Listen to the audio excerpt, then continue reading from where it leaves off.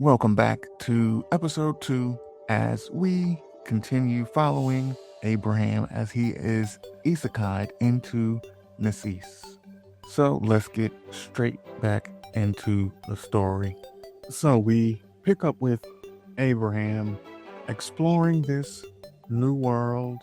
He is obviously gathering resources and trying to find the boundary of whatever territory or world this place might be. And as he stumbles upon another abandoned structure, he ends up coming into combat with a creature he has never seen or encountered before.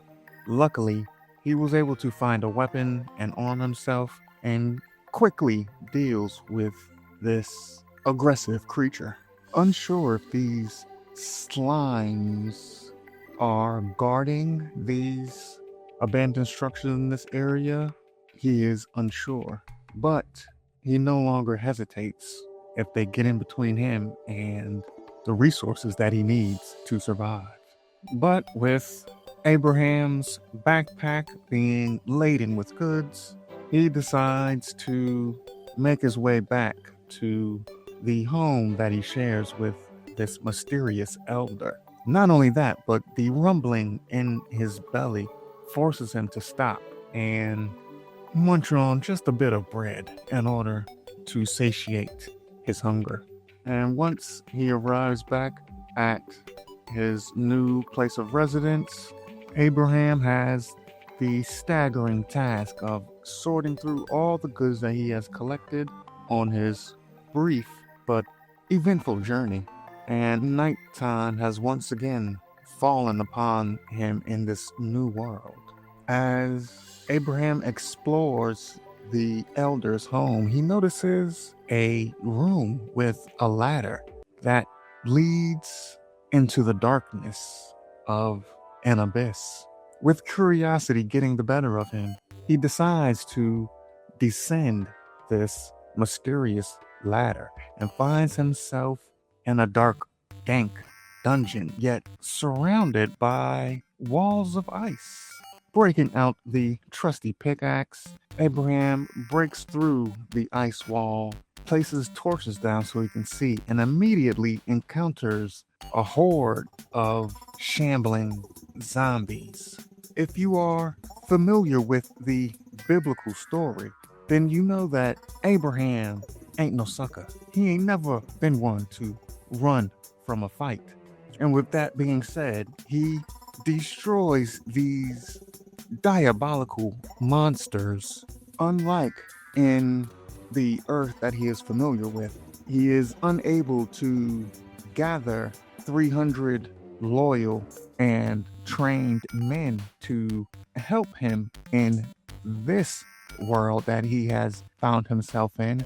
But just like that battle when he went to rescue his nephew Lot, who was kidnapped, Abraham fought and defeated an entire army with just him and 300 men, rescuing his nephew as well as several others. So, putting those combat skills to use, he explores this dark and maybe some would even say demonic dungeon. Yet, information gathering is his most important purpose at this current point in time. While exploring this underground realm, he notices that, unlike the surface, there happens to be, shall we say, an abundance of rare materials that he knows he will need once he returns to the home he shares with the elder. As you know, Abraham also was, I guess some would say in our day and age, rich, for lack of a better term. He had several people working under him, as well as animals that were being raised and shared, and all sorts of livestock, and just, by any standard measurement that we would use in our modern terminology, Abraham was pretty well off, shall we say. And with that being said, in order to survive, Abraham knows that he will need to wrangle up the sheep and cows and chickens that he saw while exploring. So he knows that he will need these materials in order to make a farm and hopefully recruit servants that can work for him the same way that he had back in his original home world.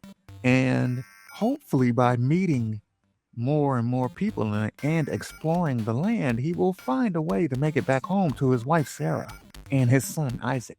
As Abraham explores the underground cavern, he routinely gathers resources and places down torches so he can light his path. However, while exploring ahead with the darkness thick around him, a shambling zombie creeps forward to attack him by surprise, but his trusty trident makes short work of this weak and decrepit creature. Now, of course, in Abraham's world of origin, he would have been familiar with martial combat, either with hands, a bow, a slingshot, and of course, a sword or a sword. However, he has yet to come across one that would be sturdy enough and deal enough damage to replace his trident. And of course, he would have used a pickaxe for mining and field work, farms, and things of that nature. Obviously, a shovel, a hammer, of course. So the weapons that are available to him in this world are nothing that he has not seen before. While a trident might be a little bit out of his wheelhouse, a trident is simply nothing more than a pitchfork. So I think, yes, he would be familiar with that weapon or tool, shall we say. While Abraham notices the sheer amount of stone that is in front of him, he notices that using a pickaxe by itself would take an inordinate amount of time to get through all of this stone. So, searching through his inventory, he finds what is labeled an iron bomb, no doubt picked up while he was exploring, and he decides to use the iron bomb, and to his utter shock and surprise, this fantastical weapon was able to do a great amount of work in just a short amount of time. What would have taken him who knows how long to do with a pickaxe through sweat and perhaps even blood and tears was almost instantly taken care of with the use of a bomb. And on the other side is a massive horde of zombies, yet he deals with them as he has dealt with the others that have tried to come for him. And there seems to be no end to these creatures as he continues to explore. But just like his home world, he suspects that the Most High is continuing to protect him, just like in his home version of Earth. Yet as he walks deeper along this train track, he sees an unknown creature and instantly knows that he is not equipped to deal with it. So he backtracks, kills a few zombies, and uses one of the other tools in his inventory in order to teleport himself back to the home that he shares with the elder. Abraham wipes the sweat from his brow and sighs in relief as he reappears back in front of the elder's home. Once on the inside, he decides to do a bit of house cleaning, shall we say. After rearranging the furniture a bit and laying down a craft station, he is able to refine the broken tools that he discovered into iron and copper bars, as well as using the ore that he found and turning that into more bars that he can use in order to build up his arsenal of weaponry, as well as create more buildings on the homestead that he now finds himself living. After crafting a few more storage containers, as the old saying goes, cleanliness is next to godliness. At the moment, Abraham can't help but think to himself that the Most High God must still be protecting him, even in this strange and far-off world. The same way the Most High protected him when he was alone, just him and his wife, wandering the desert, and promised to make his descendants as numerous as the stars. Abraham has the faith that his God is even now still watching over him and will see him safely to the completion of his task. As Abraham works through the night, he creates an anvil which will allow him to create better armaments which he will need in order to explore more of this mysterious land. Running on adrenaline, Abraham once again descends down into the dungeons below, exploring the dark cave and the shambling zombies within. And the new hammer that he found is helping him to make short work of his creepy assailants. Yet even with his newfound weapon, he let his cockiness get the better of him and was forced to down a health potion, which he was thankful to have on his person. Yet even with all of the weapons and armaments and tools at his disposal, this new assailant was somehow able to get the better of him. Yet he finds himself not in the abyss or in the underworld or in hell, as you would call it. He is able to continue his journey in this land.